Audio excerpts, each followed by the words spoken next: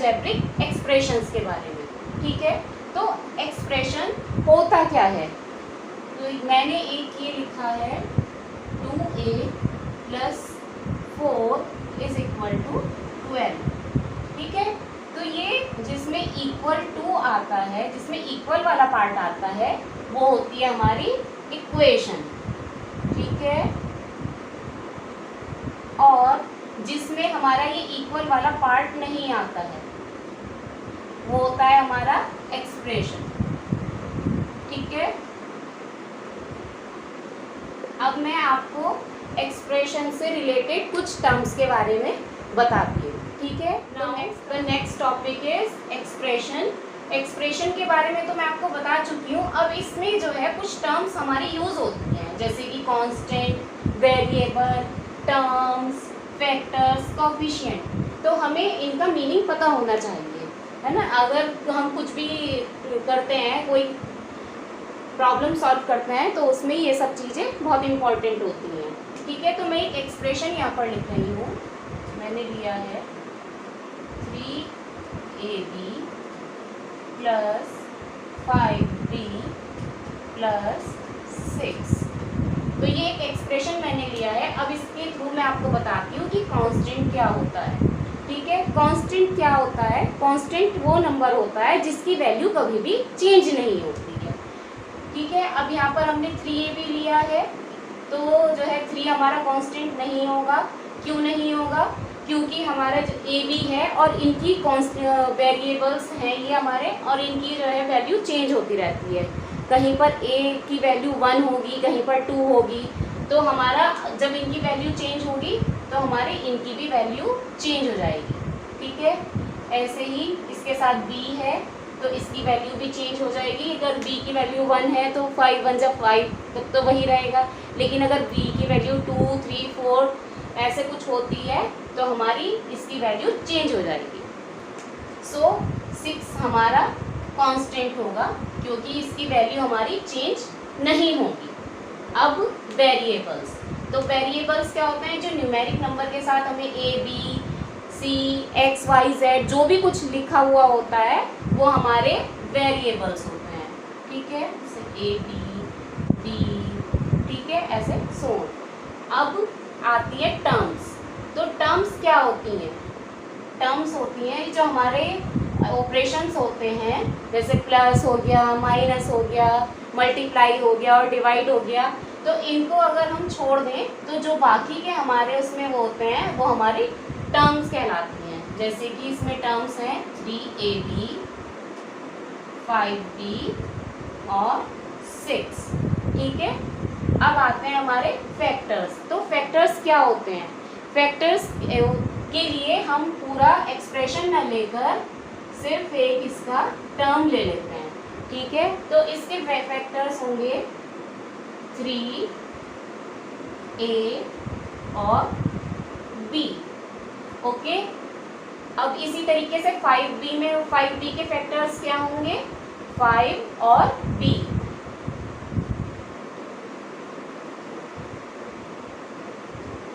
Five b के factors होंगे 5 और b।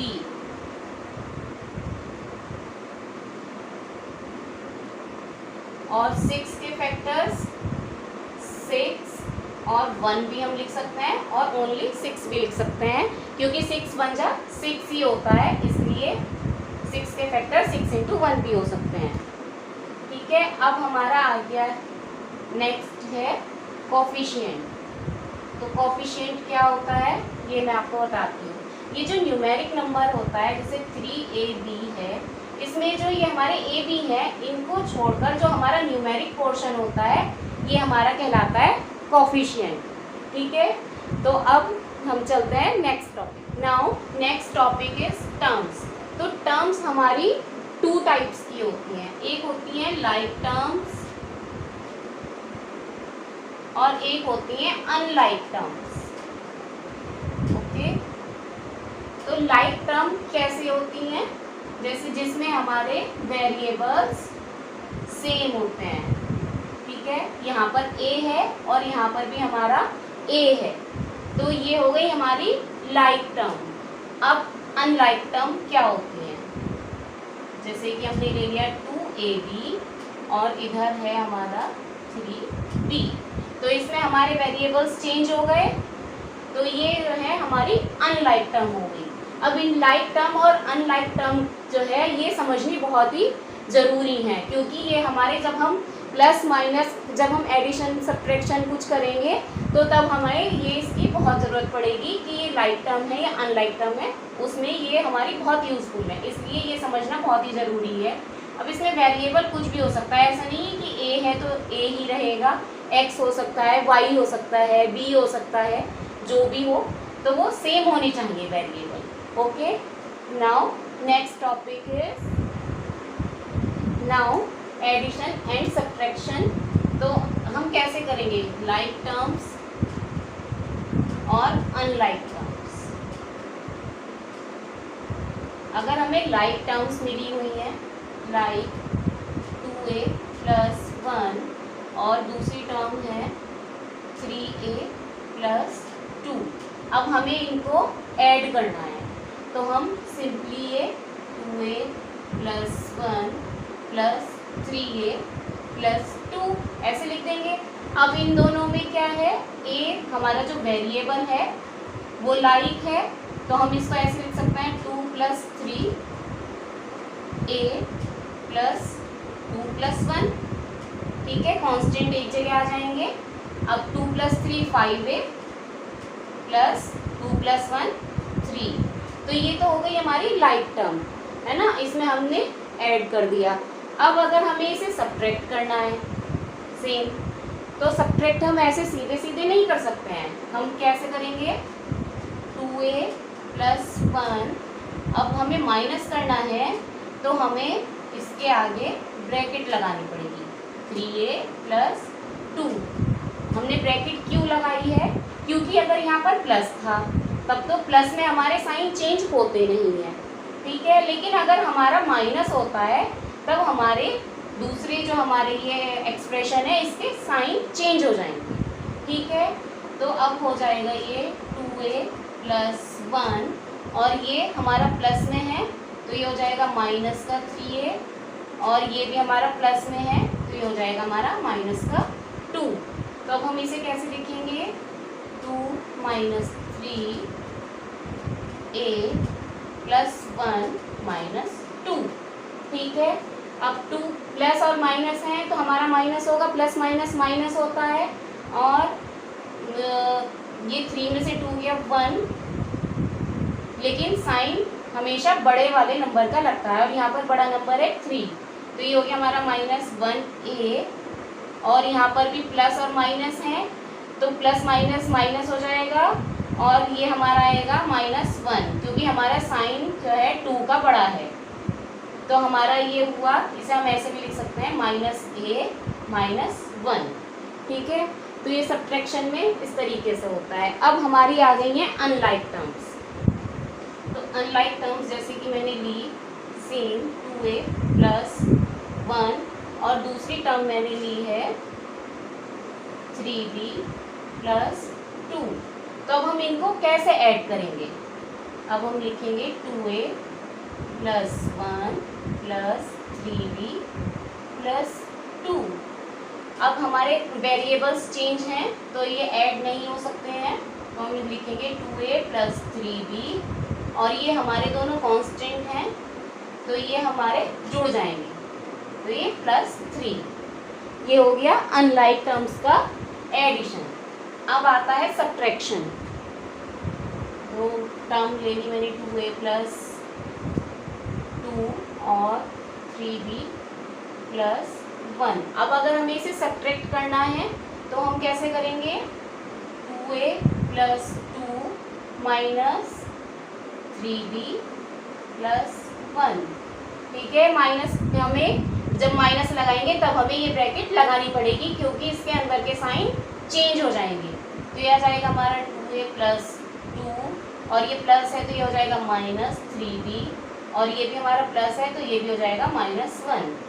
तो अब हम इसको लिख सकते हैं 2a, हम वेरिएबल्स वाले एक जगह ले जाएंगे, 2a - 3b, और ये +2 - 1, इसको लिखेंगे 2a minus 3b plus minus minus और साइन बढ़ेगा। ठीक है, तो ये हमारा हो गया है 2a माइनस 3b प्लस 1।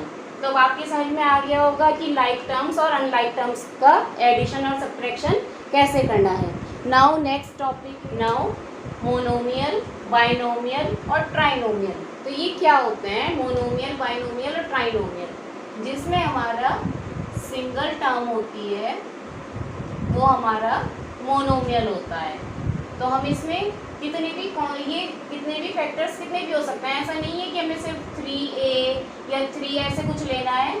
हम ऐसे भी ले सकते हैं 3b स्क्वायर 3a, ठीक है, कुछ भी हो सकता है, लेकिन सिंगल टर्म जिसमें होती है वो कहलाते हैं हमारे मोनोमियल।